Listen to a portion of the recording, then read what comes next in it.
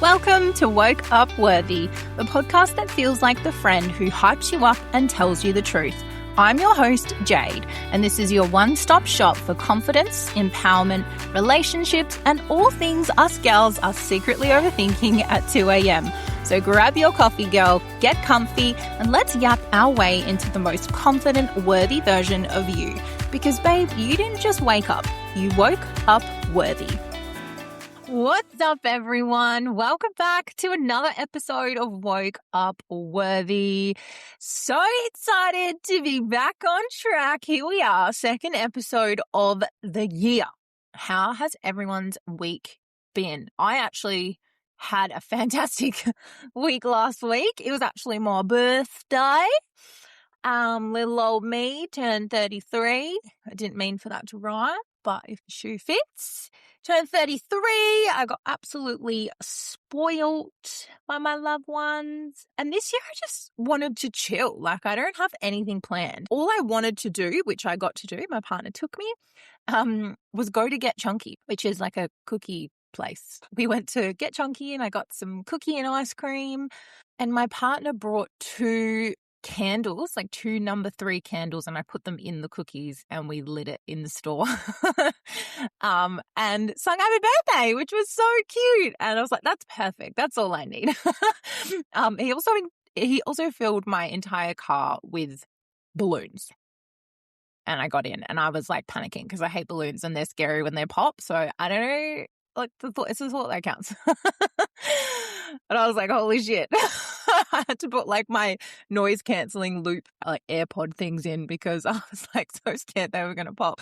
But it was so cute, like such a nice gesture for my birthday. And it was like so exciting. And last week as well, far out, talk about a good week. I went to the Kesha concert with my best friend. My God, when I tell you that my millennial soul was on fire, like what a throwback.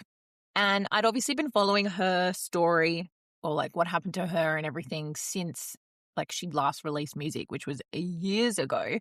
And obviously she was an absolute banger back in the day. Like she is obviously like my high school, straight out of high school, like vibes. Like we were obsessed with her. And she was just so amazing. She had such good songs. And then they just completely stopped.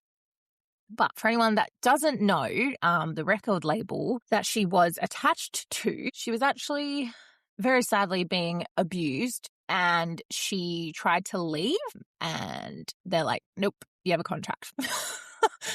In like a really short summary, they were like, no, you're in contract. You can't break contract. You have to stay with them. And obviously if you're in contract, you can't make music with anyone else. But she also didn't want to make music with these people, like fucking oath, rightfully so. She's like, fine, I'm just not going to produce any music for you then. All good. Which unfortunately meant that she didn't own the rights to her music that she had at the time, which she actually wrote all the songs by herself. So at this concert, she's obviously touring again because she's free. She's out of contract.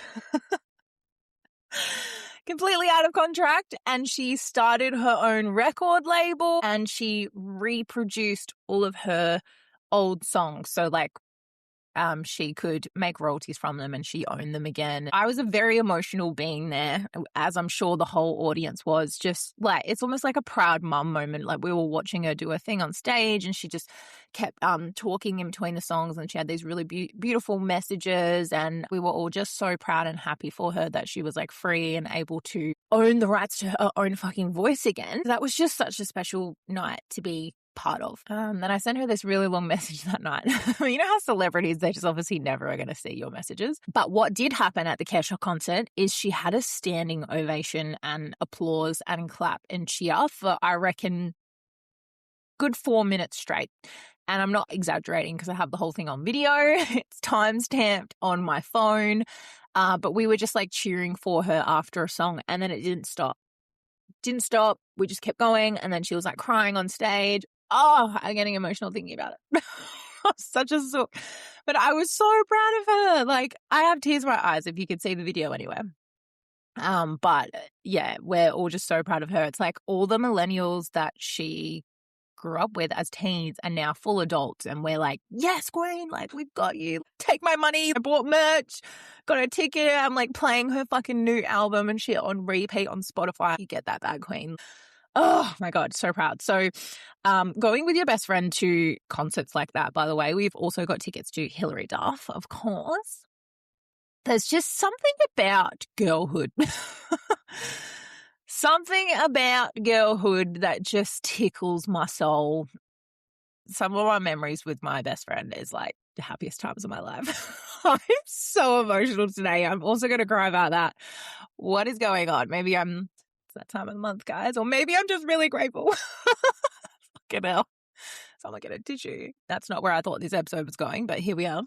So the moral of the story is, if you've got a bestie, do shit with them. Make memories, make core memes. Anyway, so thanks for listening to my TED Talk. In today's episode, I actually want to talk about the power of vulnerability.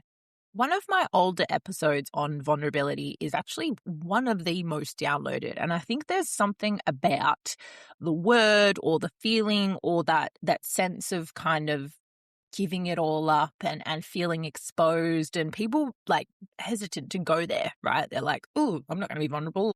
I think like it's either you enjoy being vulnerable and you're really good at it, or you've never done it, you're hesitant, you back away. There's like two stark contrasts there. And I think like confidence isn't always going to be portrayed as having your shit together. That's not what confidence is. Confidence is not a resemblance of how well put together your life is. We know that confidence is a mindset, right? I guess there's some truth in the fact that some of the most powerful growth in my life has come from the moments that I've allowed myself to be vulnerable. We know that, like I said last week, nothing will change if you just keep doing the same shit, and growth comes from outside your comfort zone. So you have to be willing to do the uncomfortable things, the scary things, taking risks in order to grow and to see new opportunities and be exposed to new opportunities, new people, new conversations, whatever it is. Because if we're staying inside what makes us comfortable, then there's no growth. It's important to say that being vulnerable isn't a weakness. Does not mean you're weak. Vulnerability is more about being honest with yourself and others. Keyword yourself, though, for sure. So I'm going to take you through a few, I can't speak this morning. I'm going to take you through a few things today in the episode, okay? We're going to cover possibly why vulnerable feels so scary for you, where we've possibly picked up these patterns and who's taught us that, you know, it's good to hide parts of ourselves, what happens when we finally let our guard down, and why vulnerability is actually one of the strongest things that you can do, especially for your confidence and your growth. Okay. Some of the biggest breakthroughs in my confidence definitely didn't happen when I pretended to have it together. That's like showing up in the world every day as someone that you're not does nothing for you. Trust me. Spent most of my life like that. Where the shift started to happen is when I allowed myself to be seen for who I truly am. Okay. And it takes a lot of vulnerability and courage and confidence to do that. So why are people afraid of vulnerability? I think a lot of people associate being vulnerable as like a loss of control. If I'm too vulnerable, or I say the wrong thing, or I behave the wrong way, put myself out there, then, you know, I'm being left wide open to be judged, be rejected. I look weak. I may be misunderstood. If I put myself out there, I'll be hurt again. And obviously a lot of validation can be tied in this as well, right? Am I going to lose people's approval if I show them who I really am, or if I show up vulnerable? Okay. And this is definitely prevalent for women.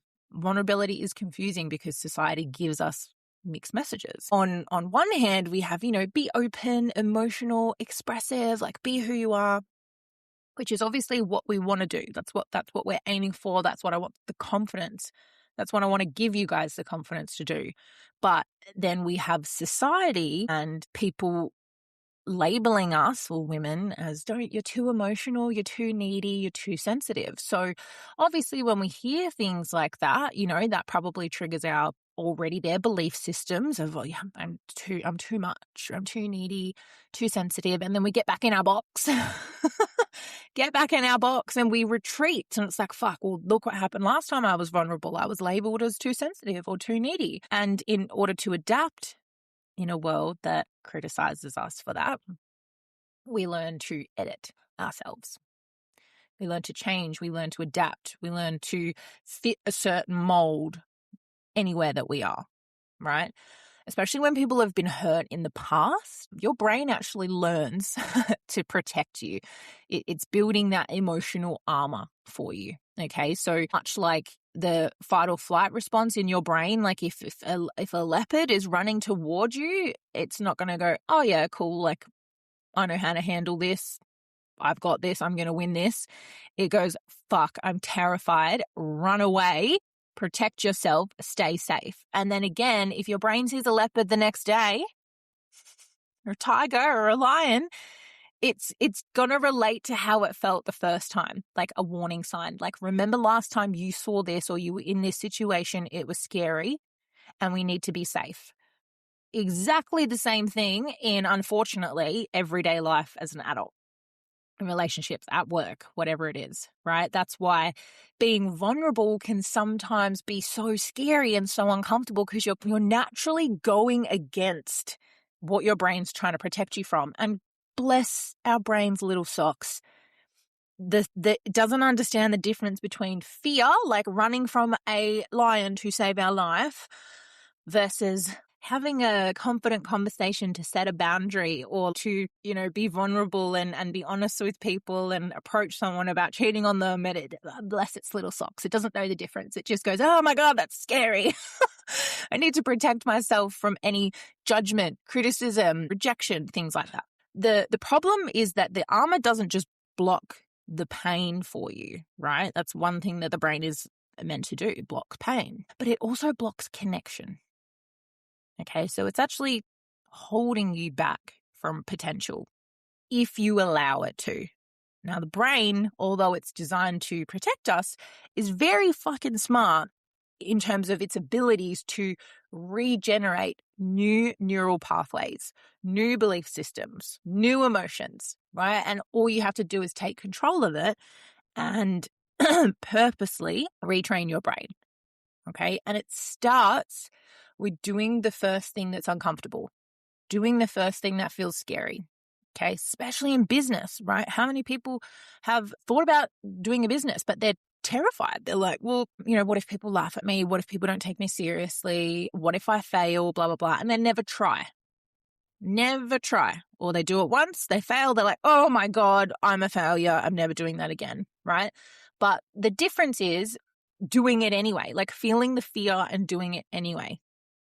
That's teaching your brain that, oh, okay, I'm learning something. It wasn't as bad as I thought it was. Awesome. What can I take from this and use it for the next attempt, right? It's the same as relationships. Imagine if we had a partner and they cheated on us. And because they cheated on us and we felt hurt, we felt criticized, we felt judged, whatever you felt in the moment, we never dated again. And we died single and alone for our whole life because of that one pain point, that one hurt, right? So don't allow it to hold you back from connection and possibilities. What I really want to dive into is, who taught us to hide ourselves? Who told us to get back in that box? Where do these patterns come from? And this is where we explore what we call conditioning, okay? So some common places that we actually pick up on this is childhood. Possibly emotions weren't welcomed in your house. That horrible saying of like children are meant to be seen and not heard. You were told stop crying all the time or you're being dramatic. We have to give our parents credit, right? At the time, like things like this, I'm assuming weren't really talked about back in the day. And remember that patterns are generational. So however they were raised from their parents, they're now raising us. And if we don't make the change or interrupt the pattern, we then carry those ideologies and those patterns and those lessons and belief systems onto our children, and it just becomes a generational thing, okay? Anyway, where else? Maybe in school, social dynamics. How many of you were bullied in school and it fucked up your confidence? How many of you were bullied because you tried to say something or tried to fit in and you were absolutely hammered and made fun of? So you just retreat back into your shell. Definitely, this is a big one. Past relationships. How many of us have experienced people holding stuff against us in relationships, holding your words against you? They've used your honesty against you, or they've broken your trust. We carry those patterns. Our brain, in whatever moment you're hearing me list off and you go, yeah, it was childhood. Yeah, it was school. Yeah, it was in a relationship. Your brain takes that scenario and goes, cool. Every time I speak my mind, I'm criticized, rejected, abused. Let's not do that again. It's a pattern that it's teaching itself. The other one's social media, especially nowadays. Thank fuck when I was in high school, social media was like only just becoming a thing, like Facebook. Instagram wasn't a thing until much later, but we were using MySpace. MySpace, and then Facebook started when I was in high school. And it was so old that we were so new at the time. Social media was not a thing. It was so new to us that we were like, oh, Facebook's for old people. Like, we literally thought only our parents were using Facebook. That's how fucking foreign it was to us. But I can't imagine being an adolescent or a teen in today's society where you're bullied in school. I was bullied in school, but then I would go home and I was safe. I can't imagine being bullied in school and then continuously being bullied when you get home because it's online. And the relentless bullying online, because there's no consequence. Half the people that say shit online would not say that to people's faces because there would be more of a consequence, more of a reaction, more of a opportunity for the other person to defend themselves. It's just fucking awful. And thank God Australia implemented the 16-year-old rule with social media. Otherwise, yeah, it's going down a really messy path. Anyway, little sidetracked there, but all of those things lead to new beliefs. Any of those scenarios that you've been placed in where you tried to be vulnerable and it backfires leads to your brain developing these beliefs along the way. Like, if people see the real me, they won't like me.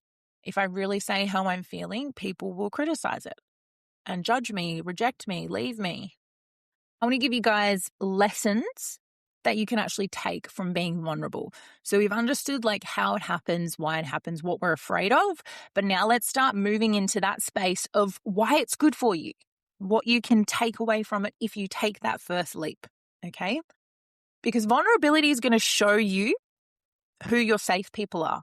There's no better way to do an audit on the people around you. Am I hanging out with the right friends? Do I have the right partner? Is by being vulnerable with them. And if they completely judge you, criticize you, reject you, make fun of you, gotta go. See you later. That's a whole other episode, but it's a really good learning point. These are lessons from being vulnerable. Okay. So auditing your friend circle, it will build deeper relationships for you. Definitely in my personal relationships, we've just been getting more and more vulnerable in the last year.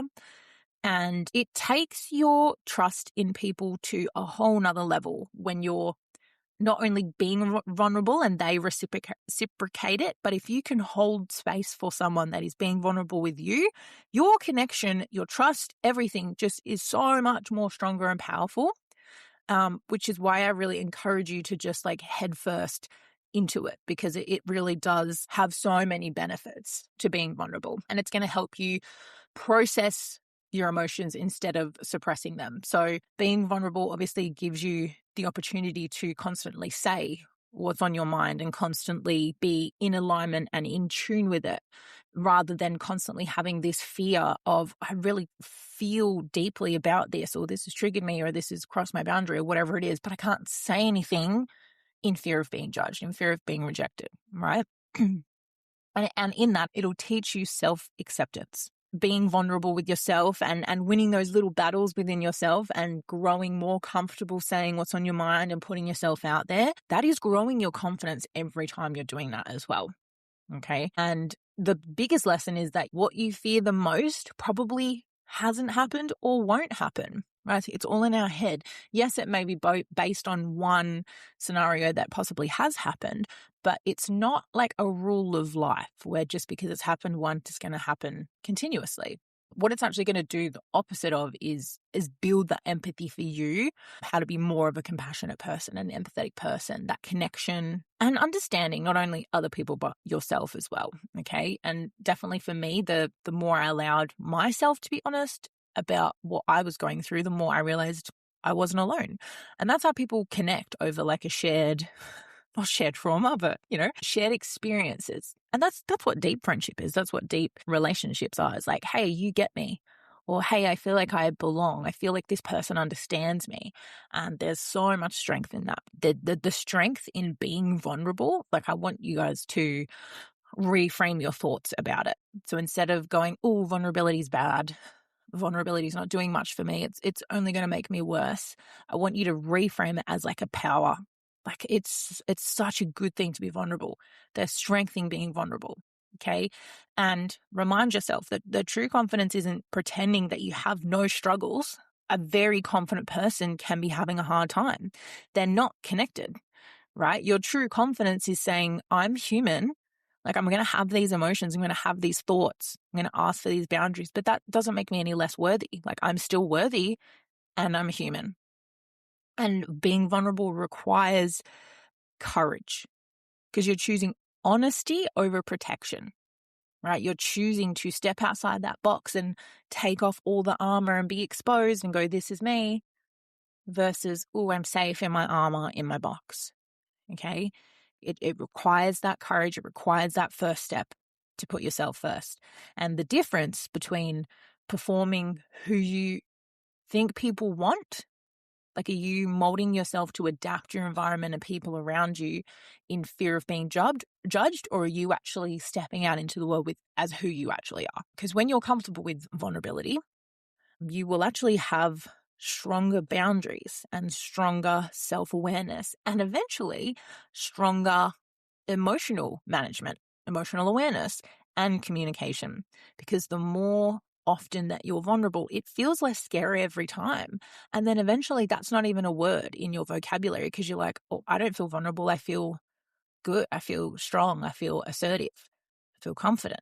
And this is all building on your growth. So we can talk about the growth that comes from vulnerability. Being vulnerable is going to lead to those deeper relationships, that stronger confidence, and freedom from pretending. The exhaustion mentally of trying to like adapt to how people behave around you, how they speak, even what their like likes and dislikes are. Like, you're pretending to enjoy things just so you feel like you can fit in, and you're trying to make sense of yourself, especially if you're younger, like in your 20s, and sometimes even people in their 30s, but mostly in their 20s. That's when you're finding yourself, right? Who am I in this world? What's my personality? What's my identity? Where do I fit into this? And you want to truly understand who you are before you try and fit in. Otherwise, you're trying to make sense of yourself by testing who likes what. Like, oh, if I say it this way, am I liked? Cool, I'll be that person. Or if I behave this way, oh, that got more positivity, I'll behave that way then, rather than just being yourself. Okay? Because you don't want to try and understand yourself based on other people's validation either. We touched on how vulnerability obviously allows you to process your emotions better understanding of them, better management of them. And obviously the opposite of that is bottling them up, right? And suppressed emotions don't disappear. They will continue to build and show up later as anxiety, burnout, resentment, disconnection, right? Sometimes depression, because we have no outlet for it. Because we're not safe being vulnerable. We're not safe talking about it. So we just let it sit in our head, and it spirals and spirals and spirals and gets heavier and heavier. And vulnerability can, for a lot of you, be the first step toward healing. So take the leap. And for you guys to understand that there's a difference between being vulnerable and oversharing. Like me, I'm an oversharer, but I'm comfortable being an oversharer because I don't care what people think. But for some of you that are just like, how do I dip my toe into being vulnerable? Vulnerability doesn't mean that you're telling everyone everything all at once. It just means sharing your truth with safe people in safe spaces. And what do you feel like you need to say that day? It doesn't even require a backstory. Find someone that you feel safe with and be vulnerable. And then in saying that, there's a difference between safe people and unsafe people. Part of being vulnerable is learning who deserves access to your honesty. And not everyone does deserve that, and not everyone will earn it. And this is important to note, because if you do finally have that courage and you take that step and you're like, I'm going to be vulnerable, and someone throws it back in your face, that's not an indication of I shouldn't have been vulnerable, step back. That's an indication and a lesson to go, that's not the right person, one, to be vulnerable with, but two, to have in my life, right? So be mindful of that as well, especially vulnerability in your relationships, like friendships, romantic relationships, workplace, whatever it is.